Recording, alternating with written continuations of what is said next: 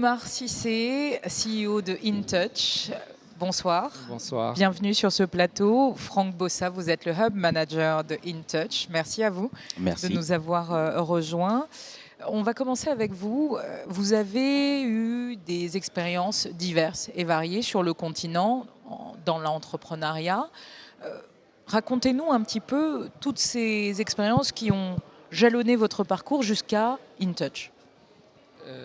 Merci, je suis diplômé de l'école polytechnique de Dakar. J'ai très tôt choisi l'entrepreneuriat. Au sortir de ma formation, avec d'autres promotionnaires, nous avons lancé une première entreprise dans l'ingénierie logicielle qui s'appelle 2SI, qui aujourd'hui travaille dans toute la sous-région avec les gouvernements, les banques, les opérateurs téléphoniques.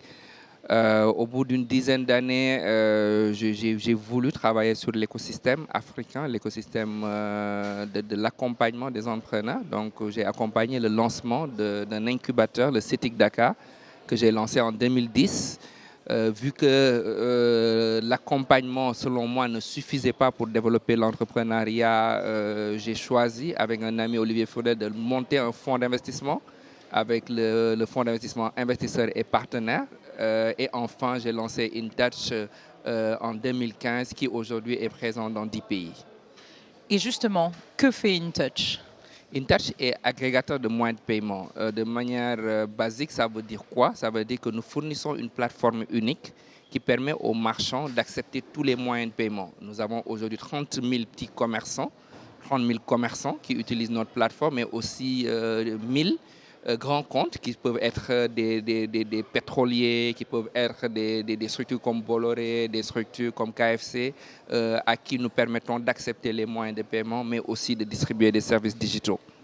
Alors, Franck Bossa, vous avez rejoint InTouch et vous supervisez aujourd'hui la Côte d'Ivoire, le Mali, le Burkina et plein d'autres pays, parce qu'on disait que vous êtes présent dans 10 pays. Comment est-ce que se positionne aujourd'hui InTouch par rapport à ses concurrents ? Oui, je vais aller à la suite de Omar. C'est qu'au-delà d'offrir juste des moyens de paiement, nous offrons aussi un réseau de distribution. Ça, c'est un point important. Aujourd'hui, quand vous regardez sur l'environnement de l'UMOA, nous avons quand même plus de 30 000 points de vente qu'on va vous proposer, sur lesquels vous pouvez faire beaucoup d'autres services et offrir sur un guichet unique la possibilité donc de vous donner une visibilité à plusieurs endroits à la fois, ce que beaucoup n'ont pas. Je pense que le deuxième élément, c'est d'ouvrir un environnement économique rapidement à plusieurs entreprises, à nos partenaires, dans plusieurs pays différents, dans ce monde de libéralité que nous avons aujourd'hui. Je pense que c'est un atout très important que de manière rapide, on puisse vous déployer dans beaucoup de pays et de vous accompagner dans votre succès dans vos entreprises. Donc, c'est des points très importants pour nous.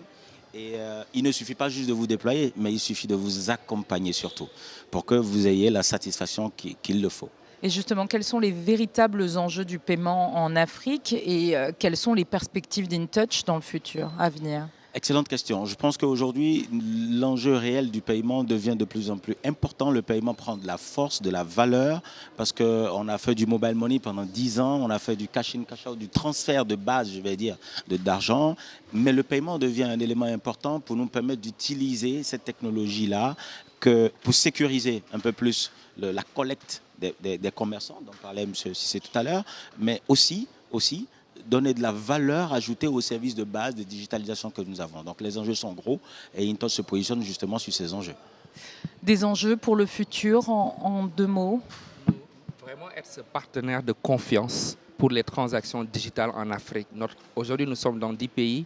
D'ici la fin de l'année, nous devrions être dans 17 pays. Notre ambition dans les 3 années à venir, c'est d'être dans 25 pays. Eh bien, on vous le souhaite. Merci d'être venu à cet événement Inspire and Connect et on espère qu'il vous a plu. Merci beaucoup. Il nous a inspiré surtout. Merci. Merci à vous.